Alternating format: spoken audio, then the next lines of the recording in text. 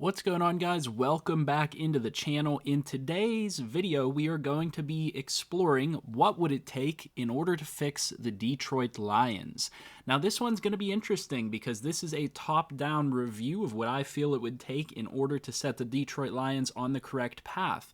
The first thing that we're going to start off with today is the Ford family, their relationship to the NFL. And the reason that I chose to do this is because this is a holiday special with Thanksgiving coming up and the Detroit Lions playing here on the horizon. I think that it's an interesting concept to explore ahead of that game and ahead of the holiday. With that being said, the first thing that I want to say is that the Detroit Lions, after how many years of unsuccess, or however you want to phrase it, not having success, should not continue to be afforded the benefits of playing on Thanksgiving and getting that publicity. And that should not be a benefit that the Detroit Lions receive anymore. And any benefits similar to that should be stripped from an organization that simply does not know how to put a viable product on the field for the league.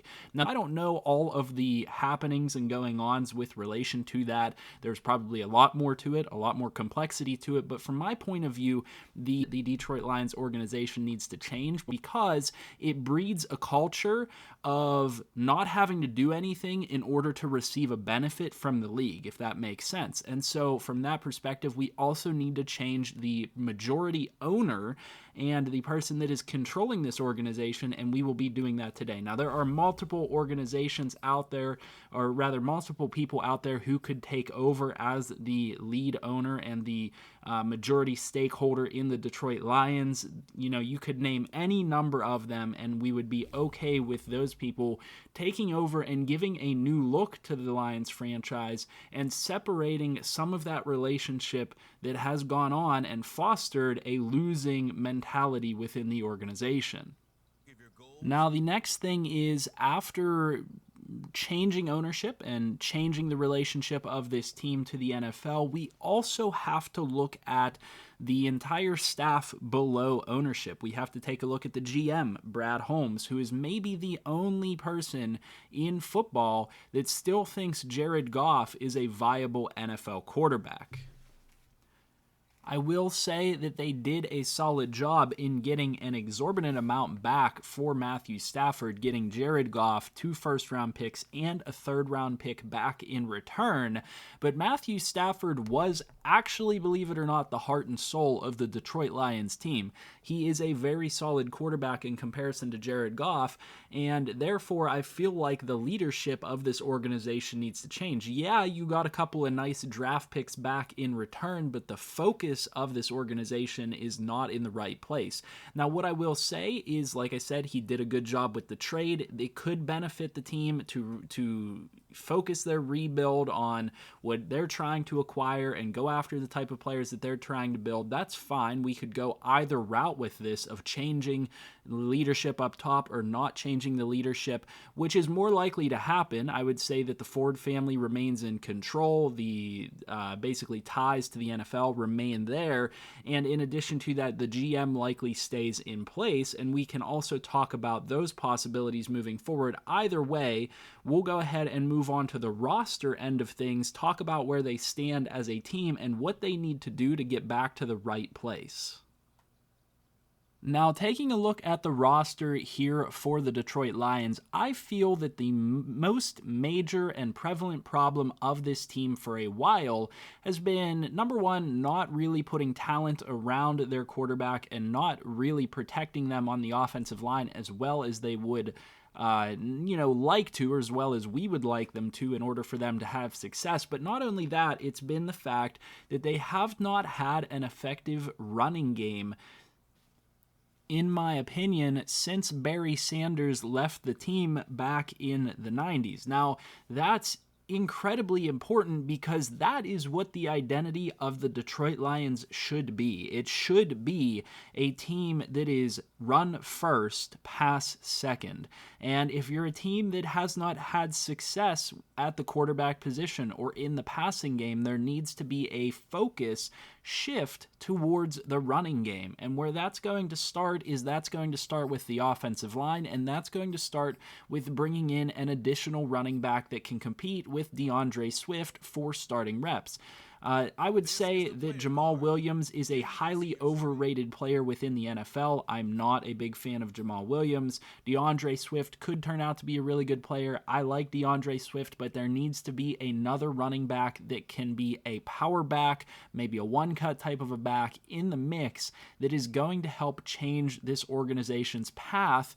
And on top of that, we need to bring in some big physical wide receivers that are going to be able to help us in the run game. We already have one really solid tight end, and we would like to go out and bring in another tight end alongside TJ Hawkinson in order to revamp this team. Now, that is the main focus, is switching the offense to a run-heavy team, a team that can facilitate a quarterback potentially developing into a good quarterback, if not better quarterback in the league than what they have had. You have to facilitate that first, though. Drafting a young quarterback into this system is only going to spell disaster, and that's going to set them back to where they've been for the past 20 or so years. The next thing that we need to focus on with this defense is we need to focus on stopping the run. Now, their secondary has not been great for a while. I feel like they could plug some of these holes with veteran players that are already out there that aren't going to cost a whole lot on that side of the ball. But what they really need is they need some linebackers that are very effective, young and high ceiling type of players. And they need some defensive linemen that can shed blocks and defensive linemen that can get in there and be disruptive. I don't really mind if they go with a 3-4 or a 4-3 scheme. I'm going to try to go with a 3-4 scheme because I feel that that is going to be the best opportunity for this team to succeed, because I feel like that's going to give them the opportunity to have 3 run-stuffing linemen in the middle and then some more flexible linebackers off of the edge that can pass rush a little bit and drop into coverage. Like I said, though, the focus for a rebuild for the Detroit Lions has to be the run game and has to be the offensive line. The next thing to do here with this team as we enter the offseason, in my opinion, is to have a coaching change. Now, that's not necessarily going to happen. I don't know what their plan is at the coaching position, the head coach position especially, but I feel like there are some candidates out there that would be effective head coaches if we're looking to go the direction of running the football and potentially playing and trying to find success with a subpar quarterback. One of those coaches that is out there is offensive coordinator Mike McDaniel of the San Francisco 49ers. This is a guy that has had success on the offensive side of the ball with that team with subpar quarterbacks for a very long time now. This is an offense that knows how to run the football despite not having that much talent really on the offensive side of the ball of that team for quite a while. So that would be one of the top choices out there. And then you also have a name like Matt Eberflus, and I'm probably pronouncing that incorrectly, the defensive coordinator of the Indianapolis Colts, a defense that has, in my opinion, exceeded expectations in recent times and is a coach that could probably bring in a very good defensive-focused mindset to the Detroit Lions. I think that that would be a good start. There are other directions that would be effective to go. It has to be a either defensive-focused minded coach, or it has to be a run-focused coach coming from a run-focused organization, or an organization that knows how to have success with not the most talent available. All right, so we've made our moves in the offseason in terms of free agent signings, and what I've decided to do here is bring in first at quarterbacks Marcus Mariota and Mitchell Trubisky. Both of these players I feel like have very high ceilings still within the NFL if given a proper opportunity, and I feel like the Detroit Lions would be a team that they could take a good shot at and have a good opportunity to become a star quarterback again.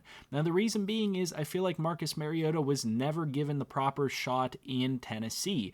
Oddly enough, I feel like they've mismanaged him, and I feel like on the Raiders, he's never really had an opportunity. So Marcus Mariota joins the Detroit Lions, as well as Mitchell Trubisky, another player that we can see how, things are going with Justin Fields over there for the Chicago Bears. It's not pretty. It's actually very ugly. And again, this is a player that was mismanaged. They didn't know how to utilize him, and we could give him a shot to earn a quarterback spot. Now, these three players, if we decided to keep Jared Goff around, I feel would present a very nice quarterback competition between three players that still have potential upside within the NFL. Next up, we did not do anything to address the halfback position in free agency. There really wasn't much available to us, though there probably will be options available in the actual NFL offseason. What we did do, however, was we addressed the wide receiver position first with Juju Smith-Schuster.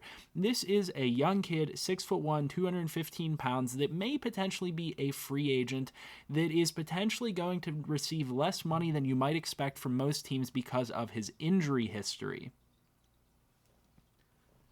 However, I feel that this is the physical type of receiver that could come and join the Detroit Lions as a top-flight threat for this team that could play the slot, can play a little bit on the outside. I think that he will be able to set the tone. We know that he's a physical guy, and as a Steelers fan, I think that he would actually do well for the Detroit Lions as potentially a lead target. I think that this is an interesting pickup. We will have to address the wide receiver position in the draft as well, but that's where we started with it. In addition, we brought in tight end Will Dissly, who is a blocking type of a tight end. They need some extra blocking help, especially if we are going to focus on addressing the run game, and Will Dissly is the right place to start.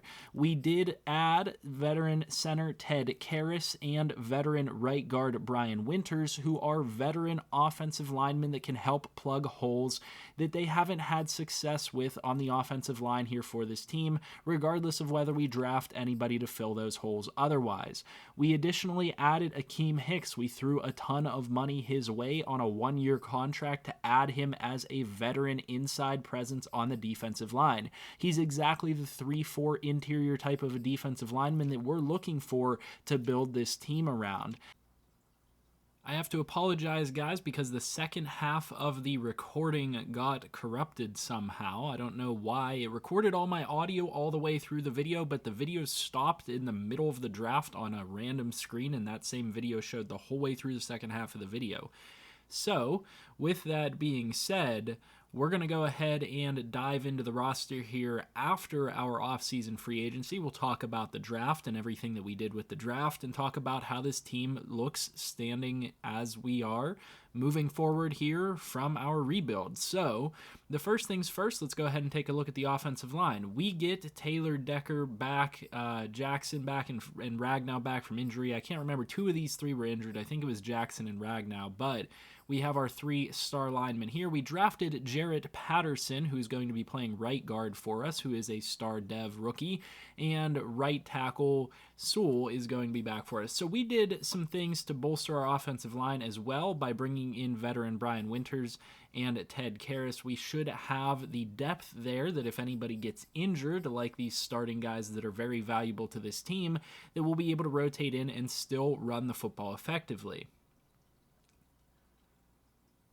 Next up, we already mentioned that we brought in Will Dissly. We now have a good combo at tight end that can help us in the run game, but we also traded for Alex Mattinson, who is going to be a player that I think can compete for starting reps and might even take over as the lead back here. I think that he has shown a lot in his time in the NFL whenever he's gotten his opportunities. This is a really good system here for these two running backs to compete for the starting job. We did dump Jared Goff's contract, so we now have Marcus Mariota starting at quarterback and Mitchell Trubisky competing for that spot as well. And then at wide receiver, we picked up Emmanuel Sanders. This could be any other veteran wide receiver that presents a real threat within the NFL. Juju Smith-Schuster sitting as the number 2, and then we have Amon-Ra St. Brown sitting as the number 3. I think that these three receivers as a group would do a really good job of providing a weapon for whatever quarterback is here and allow it to be where defenses can't just necessarily stack up against against our run, because what they're going to have to do is they're going to have to respect some of these receiving threats on the outside. Now, on the defensive side of the ball, what we did here, we didn't do as much with the defense in order to address some of their needs, but we did help the defense get headed in the right direction. I think some of these holes will need to be filled within the second season and things like that, but we started off by drafting defensive tackle Jordan Davis, who is a star dev, and then, we talked about bringing in Akeem Hicks as a run stopper. We also have Trey Flowers and Romeo Okwara moved to defensive end, so we have a lot of depth here between Brockers, Okwara, Flowers, Hicks, Davis, and McNeil across the defensive line that should help us be effective at stopping the run, regardless of whether we have any injuries or not. One quick note back on the offense is I did want to mention we drafted Daniel Falele as well on the offensive line, who is a star dev rookie. What I like about him is his size, 6'9", 380 pounds. I feel like the Lions could turn him into a very solid player.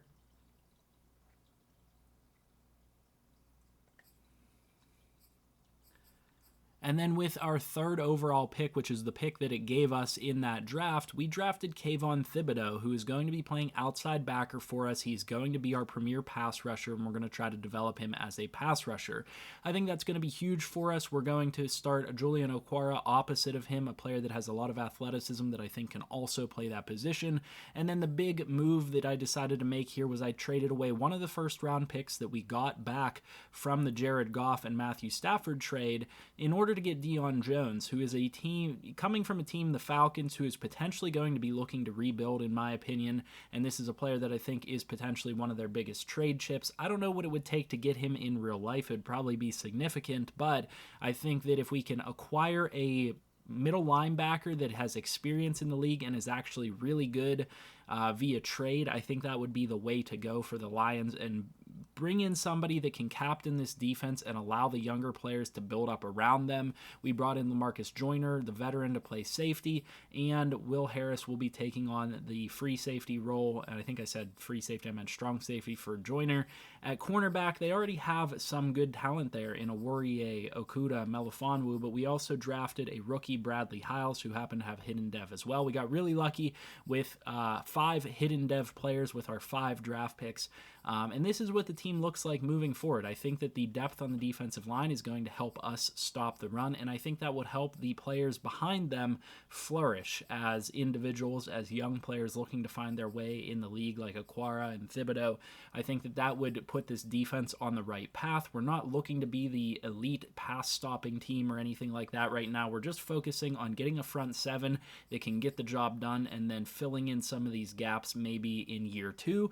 And then on the offensive side of the ball, I believe we've built up an offense here that is going to be extremely effective at running the football between the offensive line, the depth that we have here, as well as the multiple tight ends that can run block for us, and a physical receiver in Juju Smith-Schuster, as well as a different type of a running back in Mattinson, and veteran wide receivers like Emmanuel Sanders. So I think we did a pretty solid job here at moving this team in the right direction. Let me know what you guys think, what you guys would have done differently, and what you guys think would fix the Detroit Lions. Let me know all that stuff in the comment section below. If you enjoyed this video, make sure you guys hit that like button, subscribe to the channel if you're new, and comment down below. As always, I'll see you guys in the next one, and I hope you have a good one.